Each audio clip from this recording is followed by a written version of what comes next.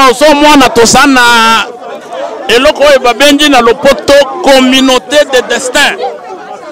Communauté de destin, c'est-à-dire bayo bakufaka na biso totikalaka tosa lié parce que combat na biso objectif na nous a atteint.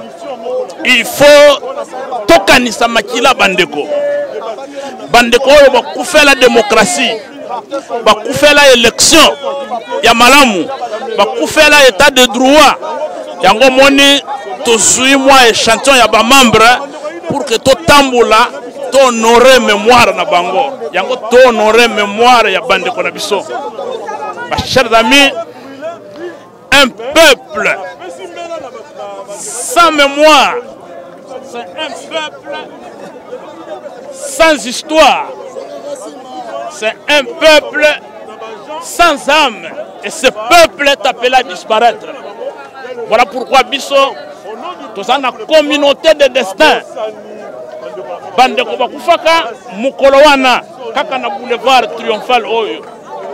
Elingati ezala ngai, elingati ezala yo. Mais bandeko wana bakufi, bamususu batiki basi, batiki bana. Lelo tosokanisa bango eza mukolo bakufaka. Et makila na bango eza makasi na biso pour que to continue bitumba. Jeune et belé bakufaki.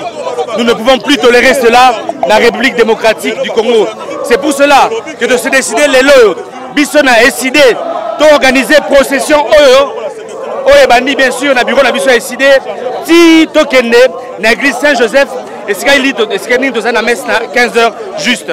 Donc, peuple congolais, Kobosa na histoire na yote. En 2016, le régime de Kabila a tué plusieurs Congolais. Chose qui n'est pas normale. Voilà un peu. Et l'autre message de Zanango. Ok, merci. Motuna wana esengi ke bango mo bayebi. Mais biso to banzi que omoni ata na école. Bana nyoso ba comprenaka leçon ndenge mon côté. Elingi ko bateke parce que ngana zaki na IDPS. Ne na comprendre les sopes na comprendre combat oyo papa fait Etienne Tshisekedi akendaki ko bunda et komona que batu ebele oyo baza lelo na kati ya IDPS batika ko comprendre combat wana te okomona que ebele oyo bazaki approche ya papa Etienne Tshisekedi lelo oyo baluka ko bengana bango mais ba nouveau venu nde bango nde bakoma ko kamba IDPS yango zomona ke baza ko bunga na kati ya komba ya papa efe Etienne Tshisekedi naza ko banza que soki bawei bayokaka pe bamonaka makambo esamaka na mokili bipai papa Etienne Tshisekedi azali maya miso ezali ko bimaye ko banza to bosana te que les 16 wana papa fait Etienne Tshisekedi a pesa qui carton jaune mais le lot est que bango parce que ne se souvenir na modo de haut papa fait Etienne Tshisekedi a pesi mais tellement que ba oyo babandaki ko combattre hier ba oyo ba finga ki hier le lot ba komi ba partenaire na bango mais papa ezali ka te doit inviter IDPS ezala ki parti monene mais le lettre komona ke IDPS e bandi ko limwa IDPS ezali susu IDPS oyo biso to yebite yango yo ndeko to ko senga toujours na ba congolais que baza toujours ya kolamuka yango moni que bato yo ba comprendre combat ya papa fait Etienne Tshisekedi le loyo omoni que ba ko kanisa ba congolais na biso oyo bakene kotika bomoi na bango mokolo wana.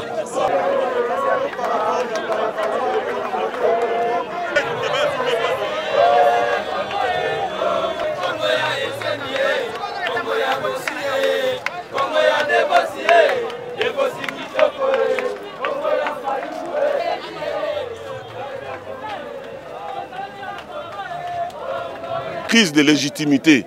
C'est-à-dire quoi? Lumumba gagnera l'élection en 1960, à une majorité. Quelques mois, ça allait complot, bah bombier. Mobutu a confisqué la démocratie. 32 ans. Mais l'élection, le Kouta, tout ça. Est-ce que Mboke est au moment? Té. Mouzaïe a dû s'organiser l'élection. Té ba bomier. 2006, toqué l'élection. Bissot la bilan tobi que Bemba a gagné qui. Kabila a triché. Tant a triché. Est-ce que Mboke est au moment? 2011, Papa Etienne Tshisekedi a gagné. Kabila Salissou Bajenae a eu pouvoir. Est-ce que Mboke est au moment? Et ça la recette Moko qui n'a pas encore été servie par les Congolais. Recette au Babéango que ce pays doit être au moins dirigé une fois dans la moto bino penza pour voter. Même sur le plan spirituel. La voix du peuple, c'est la voix de Bisson Stebel que Martin Fayol a dit 62%. Si il y a bino pour une volonté, il y a majorité, ça veut dire volonté en Zambie. Pour contourner Ango, pour pécer Ango, Fachi. Est-ce que vous avez une option en Zambie? Est-ce que vous avez une option au peuple? Donc, nous sommes encore une fois, surtout le Congo est décollé. Il y a un biso photo tellement combat avec des irnes dans Souka pour gagner qui à Longa. Les gens bandits, tout le temps pour commémorer. Mais pour rejoindre tout un programme, il y a une série, Balobaranini, on attend la télé Kagame au Canada. Le président de la République est face à face. Avant la télé, la français, la moutema. Que vaut la vie d'un petit Serge Ouello devant celle des millions de ces Congolais massacrés gratuitement parce que Dieu nous a dotés d'une terre riche. Pour un nid Congo, ils ont la nyonso. Muto so abomanga. Nakangamaka, bakotingai prison, toke kosamba. Mais Yona Paul Kagame. Oui, à Tinda ambassade na Bango, tout ça. Pour gagner Paul Kagame, j'ai été quitté, on l'a gagné. C'était la première victoire du Congo face au Rwanda. Il y a un moment en 2011, quand on a voté un député. On a continué dans le Parlement. Il y a un carton rouge. Il y a un sifflet, carton rouge. Il y a un bloqué. Il y a un problème. Problème nanga balandanga iti il est là. Le commandant du peuple. Nabiso. Batika la bayunga ba Rwandais. So biso to lobi bon. Na lingi moto la moto yo keloko yo. Tant to bunda bitumba Congo. Koloba mit loba na ngai nazo bunda. Kola nana mutu na bunda pona ngai moko na bunda pona ya nanga 6 classe azwa musala te. Nazo bunda pona mama nanga zo bela na moya osombele kisite. Nazo bunda pona avenir na nyanga moko nazo bunda po mboka langeza la respecter na monde. Ozo bunda pona soki moko azo bunda pona ba cause na ye. Tant to sangisa énergie wana ezala makasi. Na ki lo bonga Rwandais. Mboko ezala ba Rwandais. Et puis tout le monde a makambo na mona le roi to moko ba groupe Rwandais ba tshela ba poison. Pani bango bazala na monopole on tshela ba poison biso beto tshela bango poison te. Pona nini? Nous sommes un grand peuple. Nous avons un grand pays, nous avons un pays riche. Tout ça va la misoter. OK? Tout cité awa. Droit. Bah lui bon état de droit. Alors la constitution article 26 de la constitution Zolobake to combattre informer ba autorité à ville. Donc tout ça sous régime il y a information et non il y a autorisation.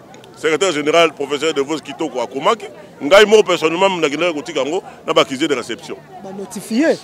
Ba notifié té ba zui yango mais non na auto sur la colonel la police. A bisinga bi oui, ils ont autorisé yango batindi biso pour to encadrer bino. Donc il ko bangiza té, mon ba policier bazana aza colonel a biso. A biso to pour to encadrer bino pour na mobule salate. Yango nazo profiter biso combat la biso dans la combat pacifique.